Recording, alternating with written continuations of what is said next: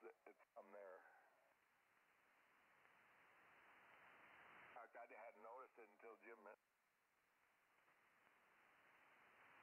Did that make any difference?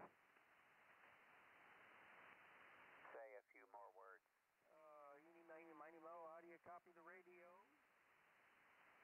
Well, your signal level went down. It might have made a difference. Okay, well, that's interesting. I increased my delay one more step.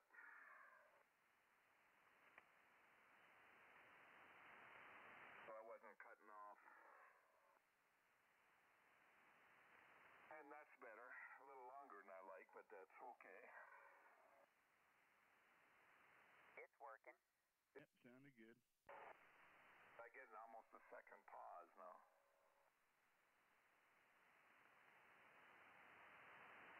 Or a half second, maybe.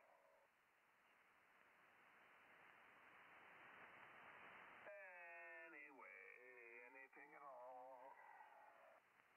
Sue, I spent some time yesterday with the Smith chart, and I tried your idea of inserting some series capacitance in the line. And I also tried series inductance and shunt capacitance and shunt inductance and combinations of inductors and capacitors. And everything I tried sent the curve off in the wrong direction. Blast. No, okay. Well, of course, the other suggestion involves more work and more money. Well, I've got a solution, a temporary solution. I put the tuner back in line, and on 160, I just switched the tuner end. I just didn't want to do that.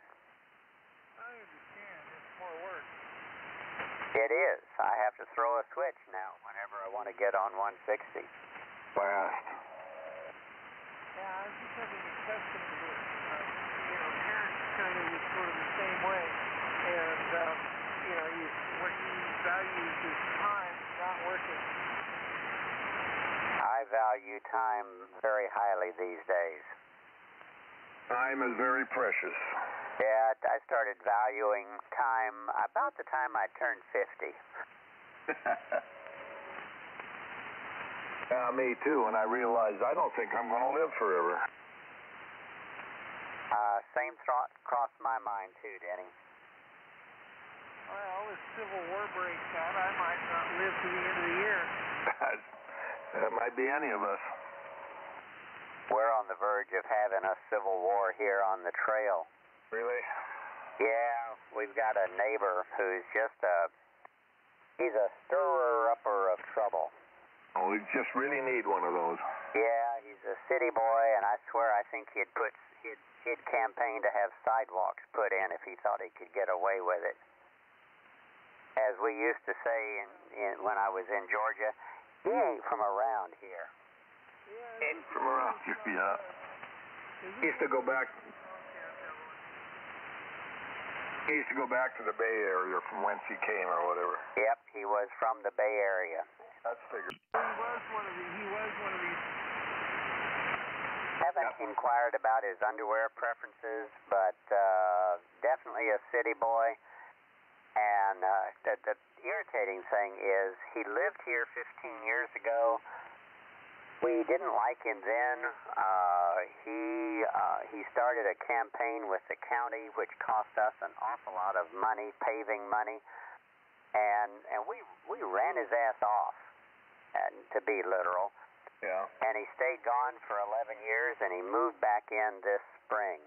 He never sold his house; he just rented it, so it was easy for him to slither back into the house, and he's just stirring up stuff right and left.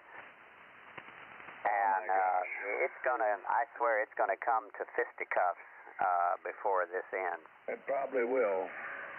Yeah, you'll outlive it. I hope so. But in the meantime, it just makes things unpleasant for all of us. Yeah. It's just like a square peg in a round hole trying to get in. Yeah. Now, the details don't really matter, I guess, but it's just the idea. Just in the last week, he's become a real pest. He'd leave. If you want to take a very low-level contract out on him, I'll come up and I'll backhand him in the next Tuesday just for looking at me the wrong way. I'd love for you to, Sue, but honestly, you'll have to get in line. He could even try to sue me. How far away is he from you, Jim, on the trail? He's my next-door neighbor. Oh, goodness gracious. The last time he was here, we seriously thought about putting a sign in his yard that read, "For sale by neighbors." I think that's a great idea. I love it. That's a great idea, Jim.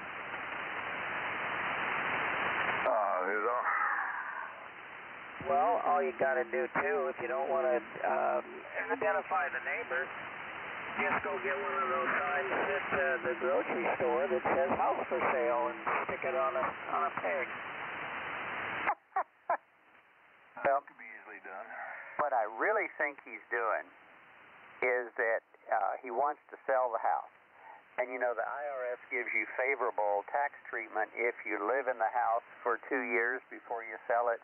And I think that's why he moved back. That is. Make his life a living hell. We're doing our best to. So he's looking at the capital gains tax that he'd have to pay unless he's there for 2 years. That's what I think's going on. He hasn't said it, but that's my working theory. You are probably correct, Jim. And is that any better on my audio? Well, one of us is off frequency. I don't know. Probably me. You seem low in frequency to me, unless the TR7's acting up. Well, I tuned on you. Well, to me, and my ears are kind of funny. By the way, You sound, how low? Okay, well, I'm on 19 now. Sound a little high now. Yeah, but Jim seems like he's low. he's It went from a tenor to soprano down to contrabass. Well, not quite that far. Well, as far as frequency goes, I've got 10. I think you're transmitting exactly on frequency, Jim. I think you are, too. You sound great. Really? Well, that'll never happen again. I know, but accidents do happen. So the Atlas, just to go back a few moments ago, the Atlas was about 100 cycles low. Yeah, roughly. Hey, Jim.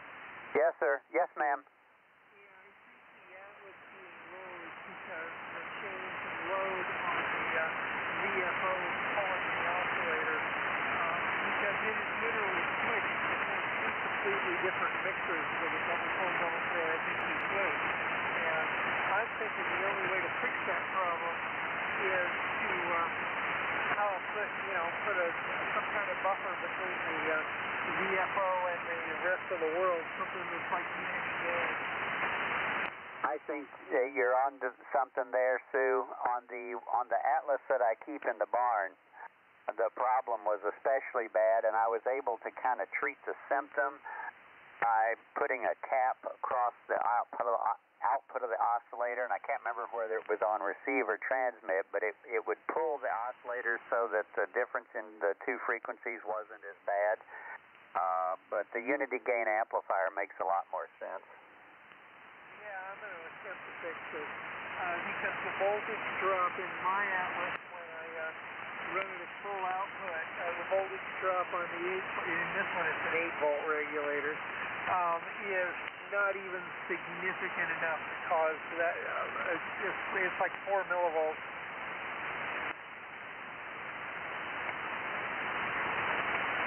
Well, that's just rude. I was hoping that would be what was wrong with it. Well, Jim, I read you about 100 cycles low. Oh, now, Bud, you sound exactly right on frequency to me where you're at. Yeah, I'm reading 19, and I can put the RIT on, and Jim's at 189. can't tell the difference from normal. Anyway, how does my audio sound now? All right, you sound fine. Yeah, I mean, as far as I can tell, I hear buckshot off the backside somewhere. Another station somewhere. A4CCF. W6TJD. AM6CQ. Whiskey, Baker 7, Echo, Golf, Golf.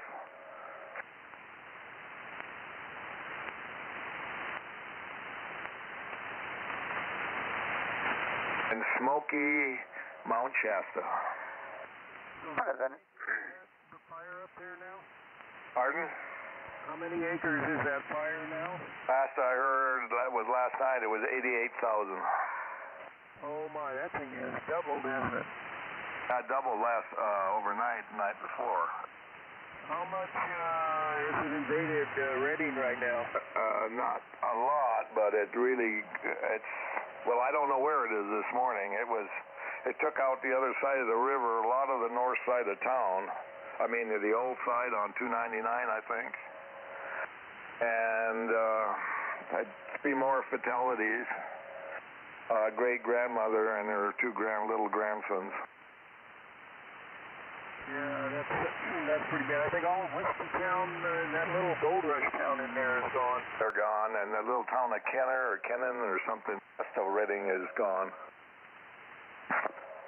And I don't know what this morning will bring. He said 500 homes burnt and 5,000 threatened. That was last night. I was watching Structures. Oh, structures, okay. 5,000 would be Redding. Part of it, anyway. Which way is it moving now? Is it northeast? Northeast. They've been having a steady west wind, jumping around, but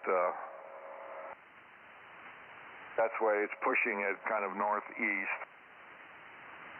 Is it on flat terrain?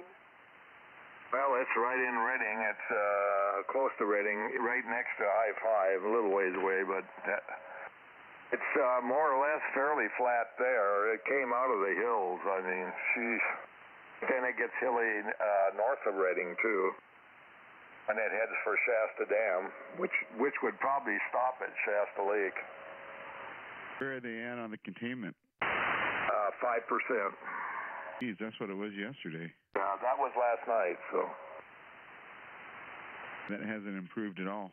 That finally made the national news and declared by the president a disaster area, so they up for federal funding and state disaster area also. Yeah, none of that matters when you lose your home, though. No.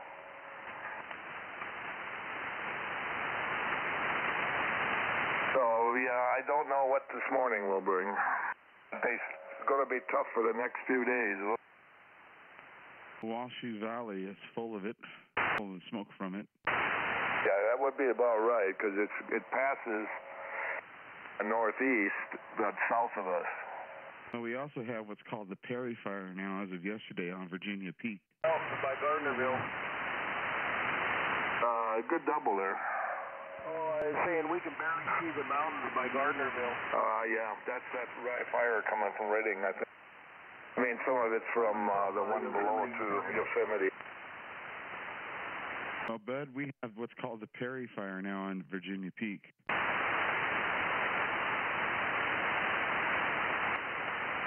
They had several starts yesterday in Mendocino County. I haven't heard any more on them. 3 or 4, I guess.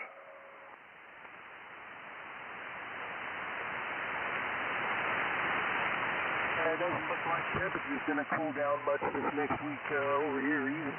I said maybe toward the end of the week to get a little break, but next 3 days or so it's still going to.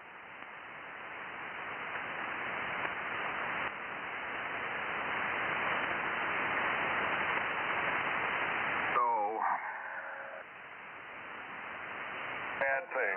Temperature right now is only 69 degrees. Yep, not good.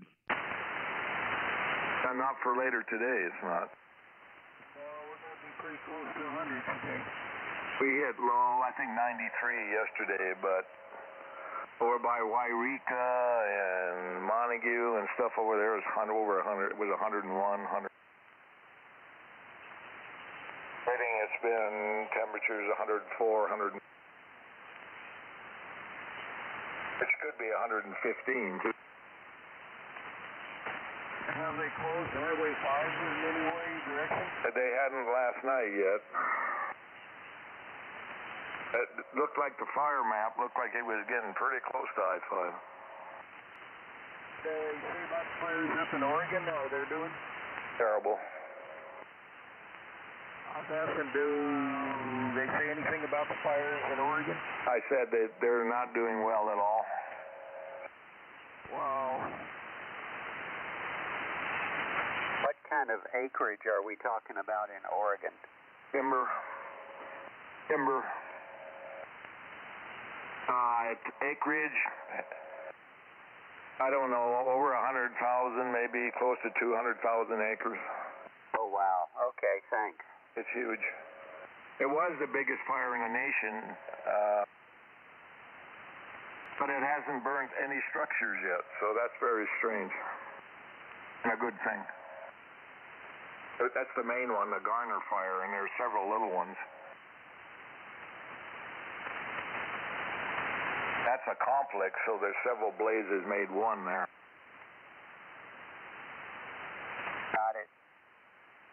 What I hear, and they can't spare any resources for California.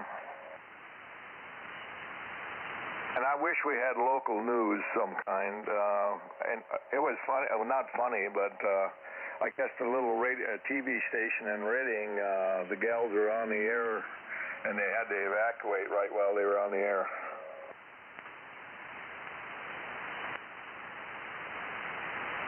Had to shut down that little station. So. Wow, so it's off the air entirely? Yeah, for now. Evacuees is like 38,000 haven't been evacuated.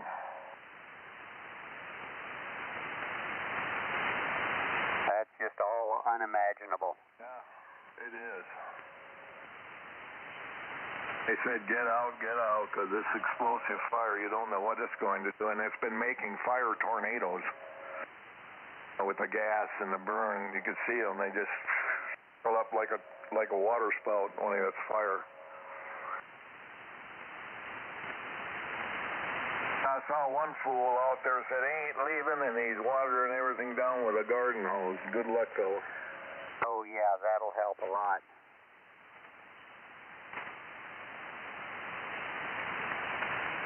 Lady asked him, well, what are you trying to do? He said, save my house. What's it look like? I got a real lesson in how ineffective a garden hose is a few years ago when we had some clearing done on the north side of the trail. The fellows who did the clearing set some burn piles, which was fine. It was at a time of year when it wasn't dangerous to have the burn piles going. But after one of them burned down to where it was nearly level with the ground, I just got to thinking, okay, you've done what you were going to do. I'm going to get the garden hose and just put out all the embers. And with the garden hose spraying on what was mostly a dead level burn pile, it still took me 45 minutes of watering before I got the last little ember to go out. Oh, yeah, it's tough. I know anytime we burn here, you know, it's hard getting it out completely. Yeah, and then they go back the next day and throw water in there and more sizzles and sparks and a big, piece of log in there or something still in the bottom still burning. Yeah, it was a good lesson. Made me appreciate how difficult it is to use water to put these fires out. And they're always working the hot spots afterwards because they can come up and they just flare right back up again. Oh, ash. Yeah. Yeah, it's interesting. I just wish we had some way I could get local news instead of what's going on in Redding, because they really belabor Redding. I mean, not Redding, Oregon, because that's where local channels are, and so we hear all about that. But then oh, by the way, there's a fire in Redding. Are you too far away to get any signals from Sacramento? Yes. Yes, I'm afraid so. It's too bad. I can't get CNW though, or whatever it is. Yeah, that one strange station where Marcus Allen was on, and yeah, he got fired. I heard that. Yeah, he got a second DUI, and they fired him, so he's gone to work for Channel 10, and he's still Marcus Allen. Yeah, a dingbat.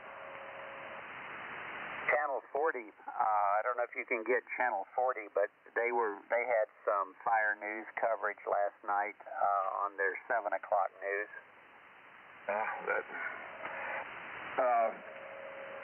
ABC actually had more coverage than Oregon did on the fire here. And One American was OAN every 30, when they recycle their news, in an hour, they go through everything worldwide. And they have excerpts from it. And I like OAN because they are my side of the fence. I've never heard of OAN. One American News, it's called. Yeah, good, very short commercials. And they got a couple commentators that are really funny on there. I'll have to look it up. Yeah, it's called One American News, OAN. And it's very our side of our persuasion. Is it available in over-the-air TV? I do not know that. I get it off satellite news, or off of DirecTV. Got it.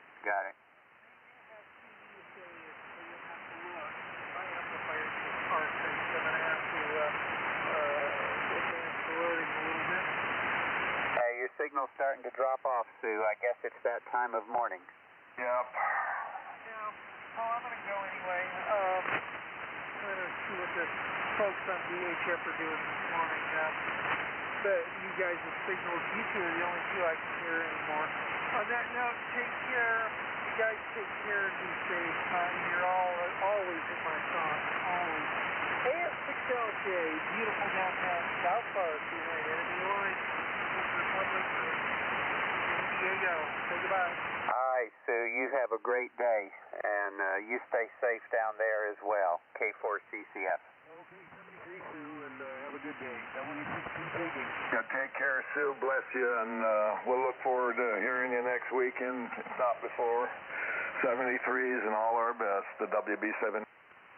Have a good day, Sue. Yeah, I hope it doesn't get too hot down there. AM 60Q.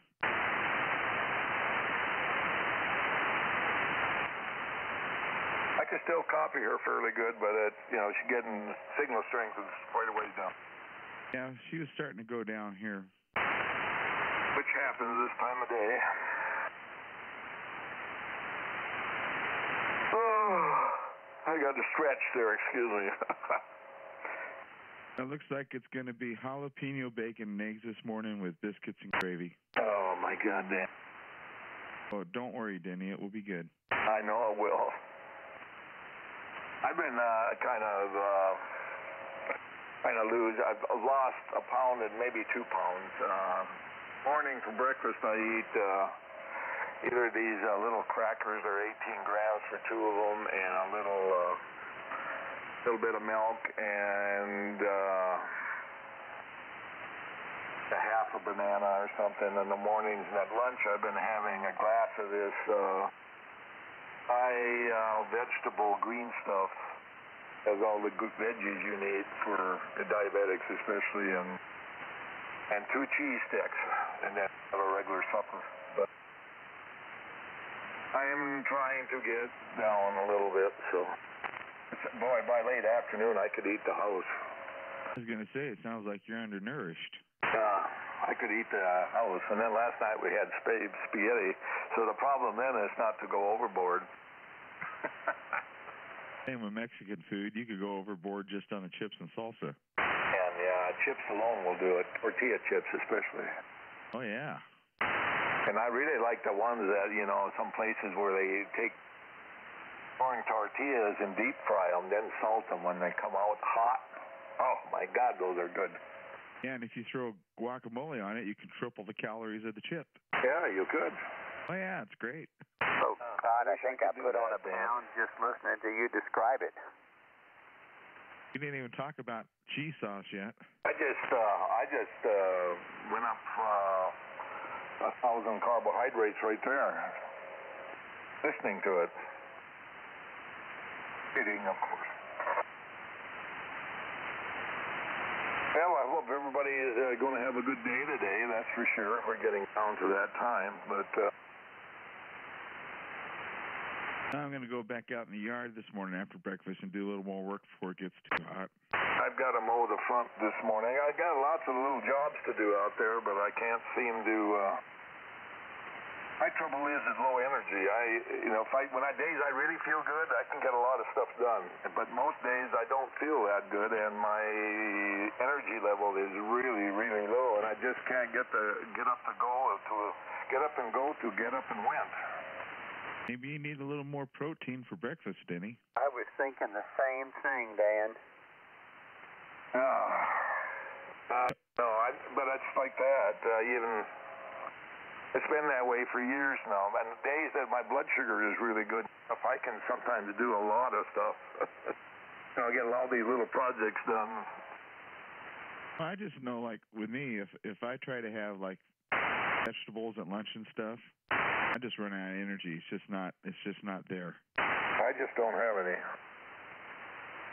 And John just makes me... He's just a whirlwind. He gets stuff done.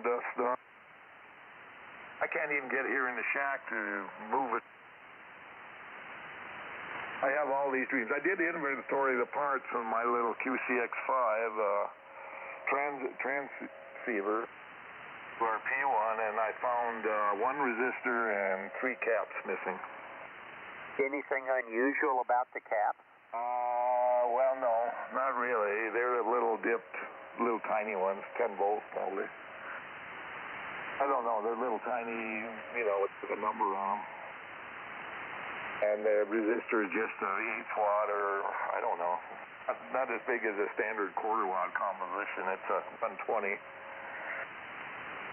But they were missing out of the kit, and I had 2 extra caps. Supposed to be in the kit. But they're put together in India, so who knows. I went through them twice. Maybe a well-stocked junk box could backfill the missing parts. Ziploc bag, so you can find them when it's assembly time. Anyway, I'm going to send them an email to say, how about sending these along? Probably a nickel's worth. It would be difficult to produce a... First to send them. And when you're done, this is a single sideband transceiver? Oh, it's CW, I'm sorry to say, Jim, but a little one. And then I've got the other one, that's an Indian one, that's a 10-watt single sideband, all band. But At the BitX? In plastic bags, and I've got the enclosure for it, but I figured this winter's project. That needs a lot of work once you get it done. There's a lot of mods you need to do it. Like, it doesn't have any ALC. All kinds of things. Got it. Anyway, there's lots of work on it, the instructions on how to make it better. So I figure that's winter entertainment. I should go out today and cut this shelf that goes across this one shelf to the other shelf. And I've got the plywood to do it, and then I can put the big helicopter speaker I got over there and fit it and something else. Anyway, I've been going to do that now since May. But don't rush into it, Denny. I'm not, You'll be out of the running if you plunge head first into such a project. I know. Well, the first thing is I got to unbury the table saw, so I have to move the Volkswagen out of the garage and the trash can and then unbury the table saw so I can roll it out to make one cut. Maybe one cross cut too, but shorter plywood. I don't even have to brace it because it'll brace on these two shelves. Same height. Anyway, I'll take a picture so you can show me. My camera says it's full of pictures. No more storage room left. Anyway, looking at that clock, it's bewitching time, or close to it, so I've got to meet a friend on the internet for a game session. So, we'll talk to you later. Everybody have a wonderful week, and it was sure nice having good condition this morning. This is WB7EGG Mount Shasta, state of Jefferson. Listening out. Stay out of the smoke, Denny, and stay cool if you can. I will. Okay, Denny, there we go. We'll be 73 to you. Have a great day, and, keep cool up there, Denny, and don't get too hot. Don't overexert yourself either, and eat that protein. So we got to get in the rain locker here and get ready for church. So we'll say R73. It's been a fun morning, good conditions. Jim, you're doing good. And Dan, nice to hear you on with a great signal from over the hill. WSJT-X. All right, bud, you have a great day, too, and seems like a good time for me to bail and go get some breakfast before I wake up my bride. So y'all have a good week. Stay cool if you can. A4CCS. All right, Bud, Jim, and Denny, good talking to you guys this morning. Have a great day, and we'll look for you next week. 73 KM 6CQ. Okay, 73 there, Dan, and W6TJD. 73 is one and all.